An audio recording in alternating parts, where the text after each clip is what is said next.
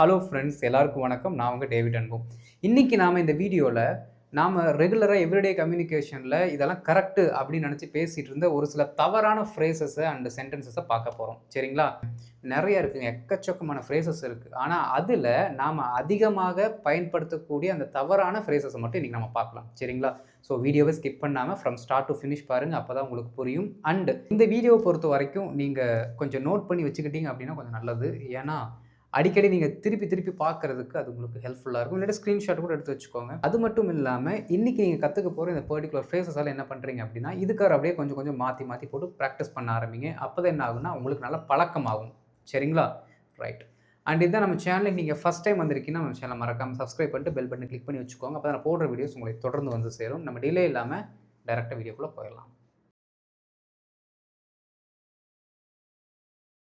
இப்போ நாம் ஒரு சில சென்டென்சஸ் பார்க்கலாம். எழுதி வச்சுருக்கேன் பாருங்களேன். இங்கே இருக்க எல்லாமே கரெக்டாக இருக்க மாதிரி தான் நமக்கு தோணும். ஏன்னா அதைத்தான் நம்ம என்ன பண்ணிகிட்ருக்கோம், ரெகுலராக பேசிகிட்ருக்கோம். ஆனால் கிராமட்டிக்கலாக பார்த்தீங்கன்னா அது தப்பாக இருக்கும், இல்லாட்டி ஆக்வர்டாக இருக்கும். சரிங்களா? என்னென்ன அப்படிங்கிறத அப்படியே பார்த்துடலாம். பாருங்களேன். She is my cousin sister. இது நிறைய பேர் பண்ணுற தப்பு. ஜஸ்ட் லைக் தட்னு போட்டுருவாங்க. She is my cousin sister. அதாவதுங்க, கசின் அப்படின்னாலே நீங்கள் ரிலேஷன்ஷிப்பை சொல்லிட்டீங்க. அந்த இடத்துல இந்த பர்டிகுலர் சிஸ்டர்ங்கிற வார்த்தை தேவையில்லை. ஷீ இஸ் மை கசின், அவ்வளோதான். அதுவே correct. Cousin sister, cousin brother வேண்டாம். I am suffering from a fever. ஐயோ, இது கிராமட்டிக்கலி தப்பு கிடையாது. ஆனால் எந்த இடத்துல யூஸ் பண்ணணும் அப்படிங்கிறத தெரியாமல் நம்ம யூஸ் பண்ணுவோம். என்னென்னா, இப்போ பாருங்களேன், நம்மளோட ஸ்கூல் லெட்டர்லாம் பார்த்தீங்கன்னா as I am suffering from fever அப்படின்னு போட்டிருப்போம். ஆனால் வீட்டில் பார்த்தீங்க அப்படின்னா ஏதோ தலைவலி மாத்திரையோ காய்ச்சல் ஏதோ மாத்திரையை போட்டு நம்ம ரெஸ்ட் எடுத்துகிட்டு இருப்போம். சஃபரிங் ஃப்ரம் ஃபீவரை விட ரொம்ப ஸ்டாண்டர்டாக நம்ம யூஸ் பண்ணக்கூடிய சென்டென்ஸ் என்ன அப்படின்னா, ஐ have a fever. Okay, I have a fever. இதுதான் பார்த்தீங்கன்னா most standard and natural way to say. அப்போ சஃபரிங் ஃப்ரம் தப்பா அப்படின்னு நீங்கள் கேட்டிங்கன்னா அது தப்பு கிடையாது. எப்போ உங்களுக்கு ஒரு ஹை ஃபீவர், ஐயோ முடிஞ்சு போயிடுவோம்னாட்டிருக்குடா அப்படிங்கிற ஃபீலெல்லாம் வர்ற மாதிரி ஒரு ஃபீவர் வருதோ, பெட்டில் போட்டாங்க, ரொம்ப சீரியஸாக இருக்கீங்க, ரொம்ப நாளைக்கு அந்த சிவியரான ஃபீவர் கண்டினியூ ஆகுது, உடல்நிலை சரியில்லாத தன்மை இருக்குது, அது கண்டினியூ ஆகுதுன்னா அந்த இடத்துல சஃபரிங் ஃப்ரம்னு போடணும். ஏன்னா நீங்கள் அதனால சஃபர் ஆகிக்கிட்டு இருக்கீங்கன்னு அர்த்தம். ரொம்ப நாளைக்கு இந்த ப்ரொலாங்டு கண்டிஷனுக்கு அதை யூஸ் பண்ணலாம். ஜஸ்ட் இன்றைக்கி எனக்கு ஒரு நாள் உடம்பு சரியில்லைங்க, அதனால் வர முடியல, காய்ச்சல் அடிக்குதுங்க அப்படின்னு சொல்கிறதுக்கு ஐ ஹாவ் அ ஃபீவர் மட்டும் யூஸ் பண்ணுங்கள். இடத்த மாற்றி யூஸ் பண்ணும்பொழுது என்னாகும் அப்படின்னா மீனிங் மாறும். சும்மா எடுக்கிற லீவுக்கு, சும்மா போடுற அந்த ஃபீவருக்கு I am suffering from fever சொல்லக்கூடாது. Okay, right. Let's discuss about this issue. இதில் எல்லாமே கரெக்டாக இருக்கிற மாதிரி தான் தோணும். நல்லா கவனிக்கணும் ஃப்ரெண்ட்ஸ். டிஸ்கஸ் அப்படின்னாலே ஏதோ ஒரு விஷயத்தை பற்றி பேசுகிறது தான், அதான் டிஸ்கஷன். கரெக்டுங்களா? அப்போது டிஸ்கஸ் அப்படிங்கிற வார்த்தை வந்துட்டாலே அபவுட்டு தூக்கிடுங்க. ஓகே, டிஸ்கஷன் வந்துச்சுன்னா அபவுட் போட்டுக்கலாம். Okay, so there was a discussion about அப்படின்னு சொன்னால் கரெக்டு. டிஸ்கஸ் அபவுட்னு சொன்னீங்கன்னா தப்பு. டிஸ்கஸ் வந்தால் அபவுட் வரக்கூடாது. அடுத்து, he set me the truth. He set me the truth. இந்த சென்டென்ஸ் பக்கா கரெக்ட் அப்படி இருக்கிற மாதிரி தான் தெரியும், கரெக்டு கிடையாது. ஏன் அப்படின்னா நல்லா கவனிக்கணும் ஃப்ரெண்ட்ஸ். இந்த செட் இருக்குது பார்த்தீங்களா, அந்த செட்டுக்கு அடுத்து டூ அப்படிங்கிற இந்த பர்டிகுலர் ப்ரிப்போசிஷன் வந்தால் தான் உங்களால் அடுத்து ஒரு நவுனை போட முடியும், ஒரு ஆப்ஜெக்டை போட முடியும். ஓகே, எது டூ வரணும். இங்கே டூ இருக்கா? டூ இல்லை. அப்போ டூ இல்லை அப்படின்னா செட்டை இப்படி போடக்கூடாது. He set me, he set you, அதெல்லாம் தப்பு. அப்போது இந்த இடத்துல நீங்கள் டோல்டு அப்படிங்கிற வார்த்தையை போட்டிங்கன்னா கரெக்ட். ஏன் அப்படின்னா செட் டூவோட இன்னொரு ஃபார்ம் என்ன அப்படின்னா டோல்டு. அதுதான் நம்ம இன்டைரக்ட் ஸ்பீச்சுக்கு யூஸ் பண்ணுறோம். இந்த இடத்துல பாருங்கள், he told me the truth, இது correct. He told me the truth, இது கரெக்ட். ஏன்னா செட் டூ வரல, அதனால நம்ம டோல்டுன்னு போட்டிருக்கோம். Right. I return back home yesterday. I return back home yesterday. ரிட்டர்னாலே போயிட்டு இப்படி திரும்பி வர்றதா, அதான் ரிட்டர்னு, போய் வருதல். அப்போது அந்த ரிட்டர்னுங்கிற வார்த்தையை போவதையும் வருவதையும் கவர் பண்ணுறதுனால பேக் அப்படிங்கிற வார்த்தை வேண்டாம், தூக்கிடுங்க. I return home yesterday, correct. We are enjoying the weather today. இதில் எல்லாமே கரெக்டாக இருக்க மாதிரி தான் தெரியும், ஆனால் ஒரே ஒரு தப்பு இருக்குது. பாருங்களேன், we are enjoying the weather today. இந்த த வெதர் டுடே அப்படிங்கிறது கிராமட்டிக்கலி ஆக்வர்டு, கொஞ்சம் கரெக்டாக இருக்காது. இதை நீங்கள் எப்படி யூஸ் பண்ணணும் அப்படின்னா டுடேஸ் வெதர்னு சொல்லணும். பாருங்கள், டுடேஸ் வெதர், இதுதான் கரெக்டான phrase. We are enjoying today's weather, இதுதான் கரெக்டான ஃப்ரேஸ். அப்புறம் இதுக்கப்புறம் நீங்கள் மாற்றிக்கோங்க. சரிங்களா? He didn't reply my mail. நான் மெயில் அனுப்பியிருந்தேங்க. பட் அவர் வந்து எனக்கு திருப்பி ரிப்ளை பண்ணல. நல்லா கவனிக்கணும் ஃப்ரெண்ட்ஸ். இந்த ரிப்ளைன்னு வந்துட்டாலே ரிப்ளையை தொடர்ந்து டூ அப்படிங்கிற வார்த்தை கண்டிப்பா போட்டே ஆகணும். டூ ப்ரிப்போசிஷன் எதுக்கு போடுறோம்? டூ மை மெயில், அப்போ என்னுடைய மெயிலுக்கு அப்படிங்கிற அர்த்தத்தில நெறைய பேர் யோசிச்சுட்டு இருப்பீங்க. அது ஓகே தான். ஆனா பெர்ஃபெக்ட்டான ஆன்சர் என்ன அப்படின்னு நீங்க யோசிச்சீங்கன்னா, ரிப்ளை டூங்கிறது பிரிக்க முடியாத ஒரு ஃப்ரேஸ். அத பிரிக்கவே முடியாது. ஒரு சில வார்த்தைகள்ல இந்த டூவா இருக்கட்டும், ஃபாரா இருக்கட்டும் சேர்ந்தே தான் வரும். நீங்க அதை பிரிக்கவே முடியாது. இங்க பாருங்க, சஃபரிங் ஃப்ரம். அப்போ ஒரு நோய சொல்லி இந்த சஃபரிங்ங்கிற வார்த்தை போட்டீங்கன்னா, ஃப்ரம் போட்டு தான் ஆகணும். பிரிக்க முடியாது. பிரிச்சா தப்பு. அப்ப அதே மாரி தான் ரிப்ளைங்கிற வார்த்தை கூட டூவ நீங்க பிரிக்கக்கூடாது. அப்ப எப்படி சொல்லணும்? He didn't reply to my mail. He didn't reply to my mail அப்படின்னு சொன்னீங்கன்னா கரெக்ட்.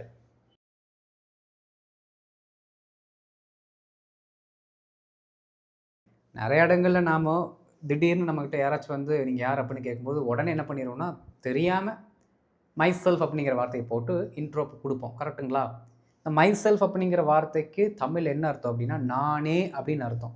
அப்ப யாராவது ஒருத்தர் வந்து உங்ககிட்ட கேட்கும்போது, "உங்க பேர் என்னங்க?" அப்படின்னு சொல்லும்பொழுது, நானே, என் பேர் ராஜ்ன்னு வச்சுக்கலாம். நானே ராஜ், நானே குமார், நானே கவிதா, நானே ரூபா இப்படி சொல்ல முடியுமா? சொன்னா கரெக்ட்டா இருக்குமா? தப்பு. நான் ரூபா, நான் கவிதா, நான் அன்பு, நான் ராஜ் இப்படி சொன்னா தான் கரெக்ட்டா இருக்கும். அப்போ இந்த ஃப்ரேஸே தப்புங்க. மை செல்ஃப் டேவிட் அப்படிங்கிறது தப்பு. அப்போ இப்படி சொல்லிறாதீங்க. எந்த காரணத்துக்கும், எக்காரணத்துக்கும் இத மட்டும் சொல்லிறாதீங்க. Okay. I am David Anbu. This is David Anbu. Okay. இத ஃபாலோ பண்ணுங்க. அடுத்து, she suggested me to take the course. இது எல்லாருமே பண்ற தப்பு. எல்லாரும் என்ன நெனச்சுக்கிறாங்க அப்படின்னா, இந்த சஜஸ்டட் அப்படிங்கிற வார்த்தை அடுத்து ஒரு அப்ஜெக்டிவ் ப்ரொனவுன் கூட சேர்ந்து வந்தா மீனிங் கரெக்ட்டா தான் வரும். ஏன்னா நம்ம இப்படியெல்லாம் யூஸ் பண்றோம்ல. Told me, asked me, they advised me இந்த மாரிலாம் வார்த்தைகளுக்கு அடுத்து என்ன வருது? ஒரு அப்ஜெக்டிவ் ப்ரொனவுன் வருது. அப்ப அதே மாரி தான் சஜஸ்ட்டும் வரும் அப்படின்னு நெனச்சுக்கிறாங்க. வராது. ஏன் அப்படின்னா, கிராமர் ரூல் என்னன்னா, சஜஸ்ட் அப்படிங்கிற வார்த்தை எந்த ப்ரொனவுனையுமே பின்னாடி எடுத்துக்காது. சரிங்களா? அப்ப அதற்கடுத்து வரக்கூடிய ஒரு எக்ஸ்ட்ரா சென்டென்ஸ் இருக்குன்னா, தட் அப்படிங்கிற கன்ஜங்ஷன போட்டு எழுதுங்க. இல்லாட்டி அந்த வேர்ப ஜெரண்ட் ஃபார்ம்ல போட்டு எழுதுங்க. அப்படி போட்டு எழுதுனா தான் மீனிங் கரெக்ட்டா வரும். சரிங்களா? பாருங்க. ஷி சஜஸ்டட் மீன் இருக்கா? இந்த மீ வரக்கூடாது. டூவ தூக்குங்க. டூவும் வராது. ஓகே. அப்ப என்ன பண்ணணும்னா, சஜஸ்டட்க்கு அடுத்து இங்க தட் அப்படிங்கிற வார்த்தைய போட்டு என்னத்தானே சொல்லியிருக்காங்க. அப்போ ஐ அப்படிங்கிற வார்த்தைய அங்க போட்டுருங்க. முடிஞ்சு போச்சு. She suggested that I take the course.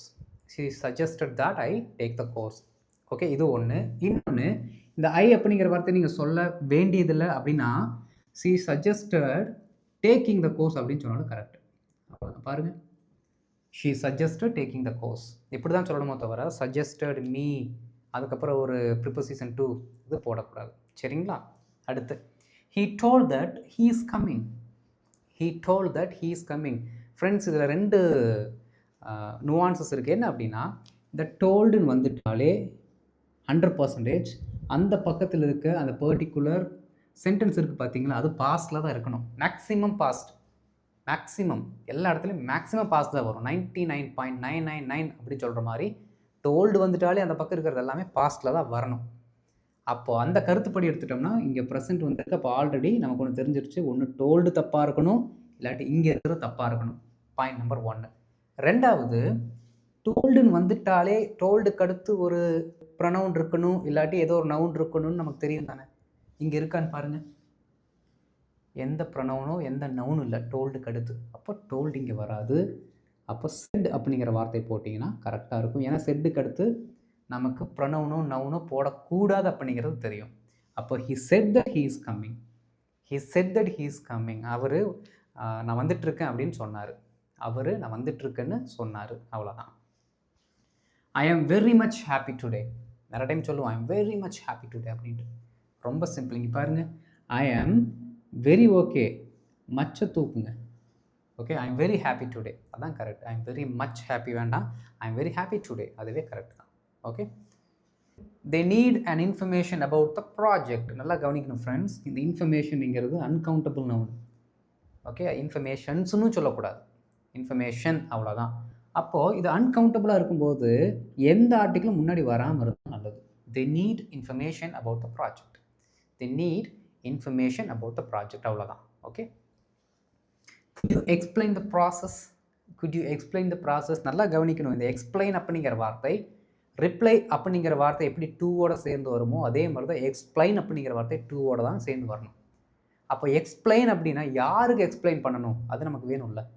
Explain to மீயா, explain to யூவா, ஏதோ ஒன்று போட்டால் தான் கரெக்ட்.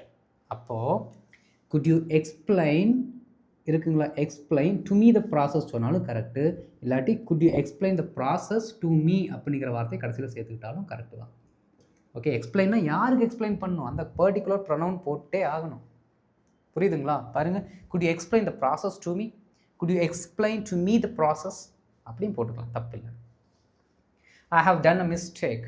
நிறைய பேர் சொல்லுவாங்க ஐயோ I have done a mistake.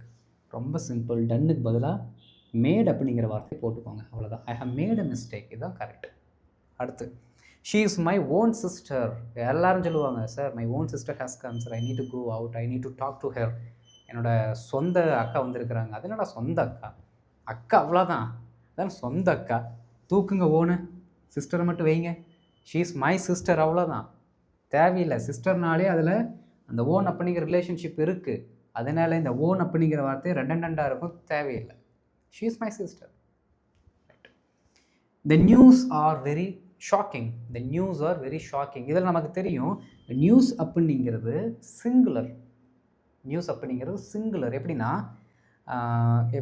நம்ம மேத்தமெட்டிக்ஸ் எஸ்ஸில் தான் வருது, அதனால் ப்ளூரல் கிடையாது.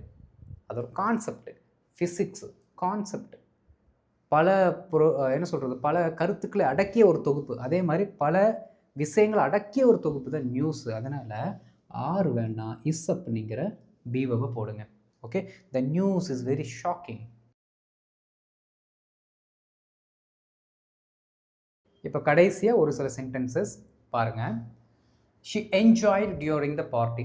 She enjoy during the party கரெக்டாக இருக்க மாதிரி தான் இருக்குங்க. ஆனால் ஒரு தப்பு இருக்குது. என்ன அப்படின்னா, இந்த என்ஜாய் அப்படிங்கிற வார்த்தை என்றைக்குமே ரெஃப்ளெக்சிவ் ப்ரொனவுனை வச்சு தான் வரும். ரெஃப்ளெக்சிவ் ப்ரொனவுனா her self, my self, them self, இந்த மாதிரி வார்த்தை இருக்குது பார்த்தீங்களா. இந்த மாதிரி வார்த்தைகளை கொண்டு தான் இந்த என்ஜாய் அப்படிங்கிற வார்த்தை வரும். அப்போது இந்த என்ஜாய் அப்படிங்கிற வார்த்தையில் இந்த பர்டிகுலர் சென்டென்ஸில் அந்த பர்டிகுலர் ரெஃப்ளெக்சிவ் ப்ரொனவுன் இல்லாததுனால தப்பு. எப்படி சொல்லலாம்னா, she enjoyed her self during the party. She enjoyed her self during the party. Okay, அடுத்து, I have a doubt in this topic. நிறைய பேர் கேட்பாங்க, ஸ்டூடெண்ட்ஸோ யாராச்சும் நம்மளுக்கு டவுட் கேட்டால் இப்படி தான் கேட்பாங்க, sir I have a doubt in this topic அப்படின்ட்டு. தப்பு. ஏன்னா டவுட் அப்படிங்கிறது சந்தேகம். அந்த சந்தேகம் எப்படின்னா அன்சர்டைனிட்டி, ஒரு விஷயம் இப்படிலாம் இருக்காதுரா அப்படிங்கிற அந்த சந்தேகத்தன்மை, அது வேற. பாடத்தில் வரக்கூடியது கேள்வி, அது வேற. சரிங்களா? பாருங்களேன், I have a doubt in this topic அப்படிங்கிறத விட I have a question, I have a question in this topic. Okay, அப்போ டவுட் போடக்கூடாது, கொஷின் அப்படிங்கிற வார்த்தையை போடுங்க. Can you cope up with this pressure? எல்லாருமே யூஸ் பண்ணுற வார்த்தை கோப்பப். இது கூட கோப்பப் பண்ணிக்கணும், கோப்பப் பண்ணிக்கணும். கோப்பப்னா சமாளிக்கிறது, ஈடு கொடுக்கறது. ஓகே, அதுக்கு தான் நம்ம கோப்பப் அப்படிங்கிற வார்த்தை யூஸ் பண்ணுறோம். ஆனால் இந்த கோப் அப்படிங்கிற வார்த்தை அப்போ கூட வராது, அதுதான் plain fact. Okay, can you cope with this pressure? இந்த அழுத்தத்தை இல்லாட்டி இந்த அழுத்தத்திற்கு உன்னால் ஈடு கொடுக்க முடியுமா அப்படி தான் கேட்குறோம். அப்போது கோப் வித் அப்படிங்கிற வார்த்தை தான் கரெக்டு, கோப் அப்படிங்கிறது தப்பு. Okay, he is good in mathematics. He is good in mathematics. நல்லா கவனிக்கணும் ஃப்ரெண்ட்ஸ், இந்த குட் அப்படிங்கிற வார்த்தை ஏதோ ஒரு பொருள் மேலே சொல்லப்படுது, அந்த விஷயத்தில் சொல்லப்படுது அப்படின்னா இன் அப்படிங்கிற வார்த்தை வராது. எப்பயுமே அட் அப்படிங்கிற வார்த்தை கூட சேர்ந்து தான் குட் வரும். He is good at mathematics. He is good at mathematics. They made me to do it. இதுதாங்க ஹைலைட்டு. நிறைய இடத்துல பார்த்தோம் இந்த மாதிரி sentences. He made me to do that. இந்த மேடுன்னு வந்துட்டாலே நல்லா கவனிக்கணும், இந்த மேடுக்கு டூ தேவையில்லை. He made me do it, அவ்வளோதான். He made me do it. நிறைய டைமில் நான் பார்த்தீங்க அப்படின்னா சில சமயங்களில் நான் நிறைய தப்பு பண்ணியிருக்கேன் இந்த மாதிரி. I made them to right, I made them to right. இது தப்பு, ஏன்னா மேடுக்கு டூ தேவையில்லை. ஐ மேட் தெம் ரைட், அவ்வளோதான். I made them right. அப்போ அதே மாதிரி தான் தே made me do it. Okay, so இந்த அப்ஜெக்டிவ் ப்ரொனவுனுக்கு அப்புறம் டைரெக்டாக அந்த பர்டிகுலர் வேர்பை போடுங்க, இடையில டூ தேவையில்லை. ஓகே, இது நம்ம அதிகமாக யூஸ் பண்ணுற ஒரு சென்டென்ஸ், அதுவும் தப்பாக யூஸ் பண்ணியிருக்கோம், மாற்றிக்கோங்க. She his elder than me. கரெக்டாக தான் இருக்குது. She his elder than me. நல்லா கவனிக்கணும் ஃப்ரெண்ட்ஸ். இந்த எல்டர் அப்படிங்கிற வார்த்தை பார்த்தீங்கன்னா நம்ம குடும்பத்தில் இருக்க அந்த ஃபேமிலி ஆர்டரை சொல்கிறதுக்கு யூஸ் பண்ணுறோம். பொதுவாக ஒருத்தர் இருக்கிறார், அவர் என்னை விட வயசில் மூத்தவர் அப்படின்னா அது இங்கே வராது. அப்போ நீங்கள் இங்கே யூஸ் பண்ணக்கூடிய வார்த்தை older. Okay, she is older than me. இப்போ யாராச்சும் இந்த வீடியோ நீங்கள் பார்த்துட்டு இருக்கீங்கன்னா நான் உங்களை சொல்லும் பொழுது யூ ஆர் ஓல்டர் தேன் மீன்னு சொன்னால் கரெக்டு. ஓகே, அதே என் கூட பிறந்த அண்ணன் அக்காவாக இருந்தாங்க அப்படின்னா ஷீ இஸ் எல்டர் அப்படின்னு தான் சொல்லணும். Okay, right. Can you please repeat it again? Can you please repeat it again? ரிப்பீட்லேயே திரும்பன்னு இருக்குது, அப்போ எகைன் வேண்டாம். Okay, could you please or else can you please repeat it? Right. I am understanding the lesson now. எல்லாருமே use பண்ணுற sentence. Understanding அப்படிங்கிற வார்த்தை உபயோகத்தில் இல்லை. ஸ்டேட்டிவ் வேர்பு. ஸ்டேட்டிவ்னு என்னது? நம்மளுடைய அந்த உணர்ச்சி இருக்குது பார்த்தீங்களா, அது அதோட நிலைமையை சொல்கிறது. அது வந்து நீங்கள் கண்டினியூஸாக அதை சொல்ல முடியாது. ஒரே இதை தான் சொல்ல முடியும், ஒரே ஸ்டேட்டில் தான் சொல்ல முடியும். ஐஎன்ஜி ஃபார்ம் போட்டு சொல்ல முடியாது. Okay, for example no, KNOW நம்மளுடைய அறியும் நிலை. நோயிங்னு போட்டால் தப்பு. நோ. லைக்கு, நீடு, நீடிங்னு சொல்லுவீங்களா எப்பயாச்சும்? ஐ எம் நீடிங் தட் சொல்லுவோமா? தப்பு, வராது. ஓகே, ஸோ அந்த லைனில் பார்த்தீங்க அப்படின்னா அண்டர்ஸ்டாண்டிங் அப்படிங்கிற வார்த்தை தப்பு. அப்போ அண்டர்ஸ்டாண்டிங் பதிலாக அண்டர்ஸ்டாண்ட் அப்படிங்கிற வார்த்தை தான் நீங்கள் யூஸ் பண்ணணும். ஓகே, அண்டர்ஸ்டாண்ட் பிளெயினாக யூஸ் பண்ணிங்கன்னா correct. I understand the lesson now. Okay, so ஒரு சில ஸ்டேட்டிவ் வேர்பல் எடுத்து பாருங்கள், பார்த்து அதை கரெக்டாக ப்ராக்டிஸ் பண்ணுங்கள். Okay friends, right. இன்றைக்கி கிட்டத்தட்ட ஒரு 25 சென்டென்சஸ் உங்களுக்கு சொல்லி கொடுத்துருக்கேன். அதுவும் 25 எரர்ஸை சொல்லி கொடுத்துருக்கோம். அப்போ நீங்கள் என்ன பண்ணணும் அப்படின்னா இதை கொஞ்சம் கொஞ்சமாக ரெக்டிஃபை பண்ண ட்ரை பண்ணுங்கள். கொஞ்சம் கொஞ்சமாக நீங்கள் ட்ரை பண்ணாலே போதும், ஆட்டோமேட்டிக்காக உங்கள் பிரெயின் உங்களை வந்து என்ன பண்ணணும்னா பர்ஃபெக்ட் ஆகிடும். ஓகே, ஸோ இந்த வீடியோ பிடிச்சிருந்தா மறக்காமல் லைக் பண்ணிட்டு மற்றவங்களுக்கு ஷேர் பண்ணுங்கள். அண்ட் இதான் நம்ம சேனலில் நீங்கள் ஃபஸ்ட் டைம் வந்திருக்கீங்கன்னா சேனலை மறக்காமல் சப்ஸ்கிரைப் பண்ணிட்டு பெல் பட்டனை கிளிக் பண்ணி வச்சுக்கோங்க. அப்போ தான் நான் போடுற வீடியோஸ் உங்களுக்கு தொடர்ந்து வந்து சேரும். ஓகே, அடுத்த வீடியோஸில் உங்களை வந்து ஒரு புது டாப்பிக்கோட பார்க்குறேன். அது வரைக்கும் இந்த மாதிரி நிறைய இருக்குது சரிங்களா. இப்போ நம்ம சொல்லி கொடுத்ததுலேயே நீங்கள் நிறையா எக்ஸாம்பிள்ஸ் நீங்களும் ஓனாக எழுதி ட்ரை பண்ணுங்கள். Okay, thank you.